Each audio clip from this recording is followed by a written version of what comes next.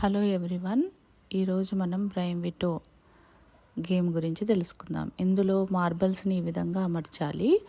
మధ్య ఖాళీ స్థలాన్ని వదిలిపెట్టి అన్ని మార్బల్స్ని నింపాలి. తర్వాత ఖాళీ ప్రదేశానికి ఆల్టర్నేట్ మార్బల్ని జంప్ చేసి మధ్య మార్బల్ని తీసి పక్కన పెట్టాలి. ఇదే గేమ్ యొక్క స్ట్రాటజీ. ఇలా మనం ఖాళీ ఉన్న ప్రదేశంలోనికి ఆల్టర్నేట్ మార్బల్ని జంప్ చేపించి మధ్య మార్బల్ని తీసి పెట్టడంలోనే మన స్ట్రాటజీ ఆధారపడి ఉంటుంది. అయితే ఎలా పడితే అలా మార్బల్స్ని జంప్ చేసి తీసివేయడం వల్ల ఎక్కువ మార్బల్స్ మనకు బోర్డు మీద నిలబడిపోతాయి. అందుకే మనం చాలా బాగా ఆలోచించి ప్లాన్డ్గా మార్బల్స్ని మూవ్ చేయాలి. ఎప్పుడూ మార్బల్స్ని ఒంటరిగా మిగిల్చకుండా అవి మార్బల్స్తో కలిసి ఉండేలాగా చూసుకుంటూ వెళ్తే చాలు, మనం ఈ గేమ్ని చాలా బాగా ఆడవచ్చు.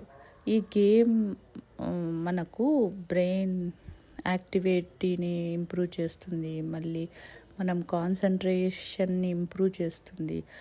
ఎప్పుడైనా మనం లోన్లీగా ఉంటే మనకి ఇంకొక ప్లేయర్ అవసరం లేదు, ఇది ఎవరికి వాళ్ళే ఒంటరిగా ఆడుకోవచ్చు. ఈ బ్రైమ్ విటో గేమ్లో ఖాళీ ప్రదేశాలు 33 ఉంటాయి. మధ్య దాన్ని మనం వదిలేసి మిగతా మార్బల్స్తో నింపుతాం కదా.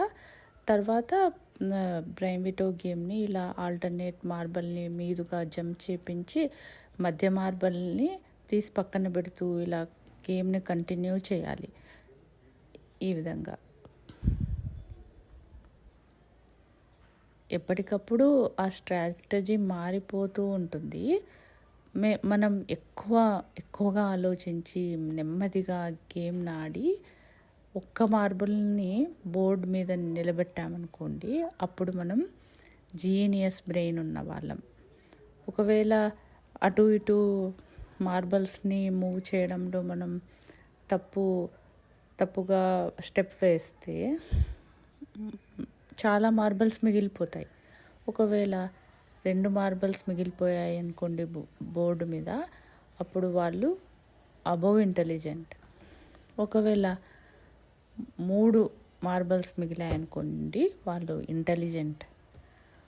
ఒకవేళ మనం స్ట్రాటజిక్గా ఆడి మార్బల్స్ అన్నిటినీ మూవ్ చేసి మధ్య మార్బల్ని తీసి పెడుతూ లాజికల్గా స్ట్రాటజిక్గా ఆడి ఒక్క మార్బల్ని బోర్డు మీద నిలబెట్టామనుకోండి, అప్పుడు మనం ఇంటెలిజెంట్ అండ్ జీనియస్.